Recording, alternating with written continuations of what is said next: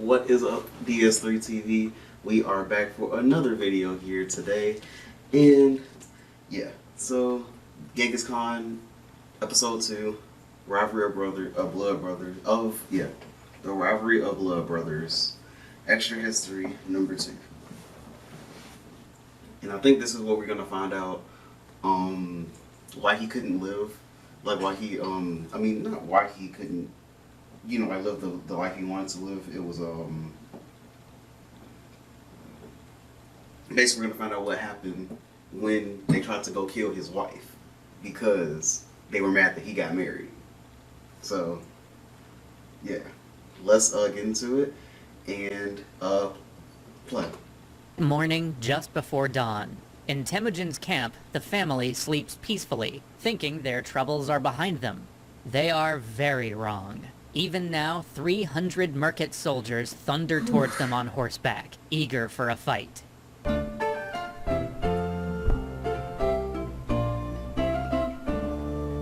News traveled fast on the ancient steppe, and the story of Temujin's daring escape and new alliance with Ong Khan spread far and wide. His growing success got the attention of the Merkits, the tribe Temujin's father had kidnapped his mother from. They saw an opportunity to knock Temujin down a peg before he got too powerful. At Temujin's camp, an old woman was sleeping with her head on the ground, and suddenly she was awoken by the sound of approaching hooves. She alerted the camp. With little time to prepare for the attack, Temujin, his allies, his mother, and 5-year-old child all mounted horses and took flight. But Borte was left behind. Nobody is sure if she volunteered to stay behind, as her grandmother had, or if Temujin lost track of her in the confusion, or if he left her behind in a calculated move to give them all time to escape. But in the end, it was effective. When the Merkits found Borte, they halted their pursuit and took her captive. Temujin, for his part, fled to the mountains, lying low and following the elk trails he had known since childhood.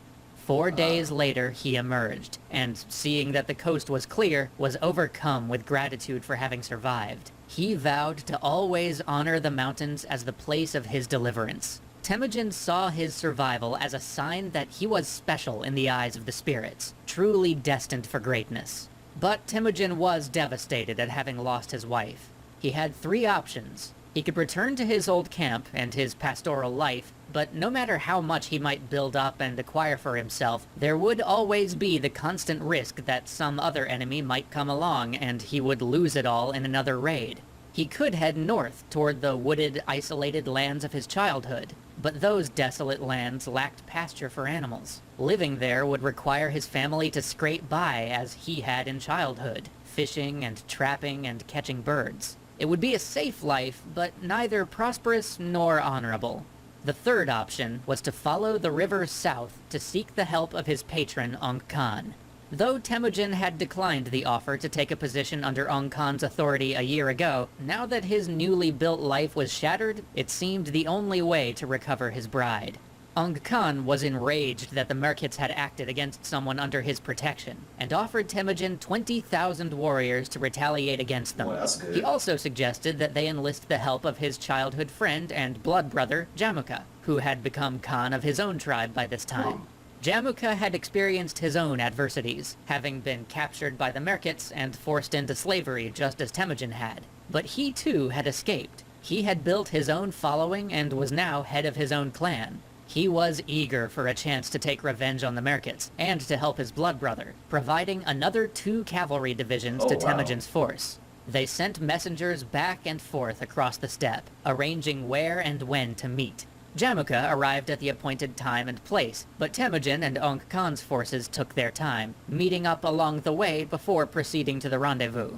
When they finally arrived, Jamuka was livid. He had 6,000 men under his command, each with 2 or 3 spare horses. Oh, wow. The army's 15,000-odd horses alone were grazing 5,000 acres of grass per day, to say nothing of the horses of the families already living in the valley. All of his soldiers were geared up for battle, sleeping in the rough, and eating through their limited food supplies, and increasingly anxious to get back to their family. I could see, yeah, he's actually having a real life. It's a really big catastrophe because everybody, they thought they would have been there by this point too.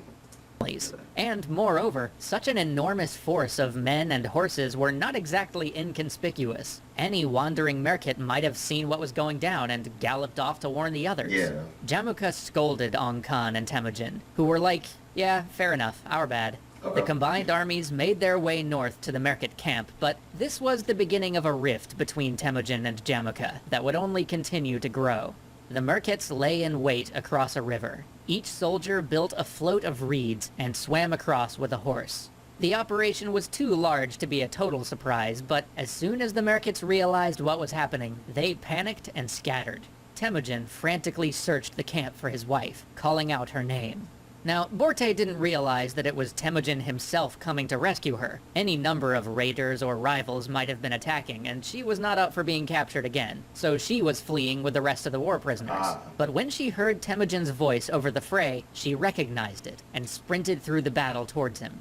As she ran to his horse and snatched the reins from his hands, he almost attacked her, thinking she was an enemy. But as soon as he recognized her, he called off the attack, dismounted in the middle of battle, and embraced her. It was a resounding victory. The merchants were scattered. Both Temujin and Jamukha had their revenge, and Temujin was quickly establishing himself among the Mongols as a leader. Gotcha. But their joy was short-lived. It was discovered that Borte had been raped by her captors and come back pregnant. 9 months after she had been rescued, she gave birth to a son. Temujin claimed that the boy was his, but because his paternity was never clearly established, the child would never be fully accepted as Temujin's heir. With the merchants dealt with, Temujin and Jamukha's families combined their camps and lived together. At least for a time, the two men were inseparable, riding, hunting, eating, even camping together. Okay. They swore their friendship for the third time, now as adults, in a public ceremony with their combined followers as witnesses. Standing before a tree at the edge of a cliff, they exchanged golden sashes, key symbols of a Mongol man's identity, as well as horses that they had looted from the merchants. And because of his blood brotherhood with Jamukha, Temujin enjoyed an elevated status within the tribe. For a year and a half, things seemed ideal. But time has a way of changing things. Both Temujin and Jamukha were powerful men with aspirations to unite and lead the Mongol tribes. Jamukha supported traditional Mongolian aristocracy, where Temujin believed in a meritocratic method, and as such attracted a broader range and lower class of followers. Jamukha came from a higher lineage than Temujin, and over time began to treat him less as an equal and more as a younger brother or a subordinate. Temujin had killed the last brother figure in his life who had demanded subservience, so as you can... That's true, he did kill his older brother. I would be kind of frightened. Imagine, this did not sit well, and they began to drift apart. One day, as the two men were riding together, Jamukha suggested that they split up their camps, that Temujin should take the goats and the sheep and camp by the river, while Jamukha took the horses and camped closer to the mountains. This was a power move. Horses were the wealth of the steppe. Horse breeders, such as those Jamukha had descended from, were a noble class. Horses played such an essential role in battle and steppe life that they were a status symbol. The message behind Jamukha's statement was clear. He was asserting his authority as a horse breeder, and treating Temujin as a lowly shepherd. Temujin was perplexed, and returned to his family, relaying the order and asking his mother what she made of it. Borte overheard this and interrupted. She was angry at this betrayal, and didn't trust Jamukha any longer. She insisted that they break from the group and set out on their own, along with any of Jamukha's followers who wanted to join them. They fled that very evening, riding through the night to gain as much distance as possible in case anyone decided to pursue. The following dawn, something strange happened. 3 brothers and their families, leading members of minor clans under Jamukha, caught up with them. Then more families from other clans caught up as well. In the end, many of Jamukha's followers chose to join Temujin. Oh, wow. Now, they weren't the greatest of families. Jamukha still had the loyalty of the established leaders, but Temujin offered something that Jamukha could not, the prospect of advancement. At the age of 19, Temujin had taken his first great step on the road to leadership and power. Wow. The rift between Temujin and Jamukha would grow into 2 decades of warfare, as each young man rose in stature as leading Mongol warriors, accrued followers, and built up their bases of power. They would grow from sworn brothers to the bitterest of rivals, splitting the Mongols into a vicious civil war full of raids and killings. Their rift was not just personal, but also ideological. As the rightful heir to his position as Khan and coming from a noble lineage, Jamaica was fighting to maintain tradition and aristocracy. Temujin was a radical who cared more about the quality of his followers' character than their heredity. Gotcha. His following was a motley band of mixed class and origin. He had fought his way up from nothing, going from a ragged child hunting rats in the woods to a respected military leader. His following lacked the legitimacy of Jamaica's noble background, but it was very appealing for those who wanted to find freedom and build a better life for themselves. The fight for the future of the steppe tribes had begun. It makes sense though, like a lot, you know, because sometimes that's how it ends up though. Like, you know, you could have been close, like, you know, closest two peas in a pod when you were a kid, but then, you know, as you grow older, you just separate. You know, that can happen too. So I definitely understand it.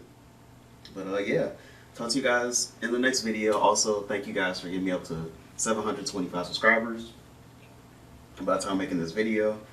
Thank you guys for that, and talk to you guys in the next video, and peace.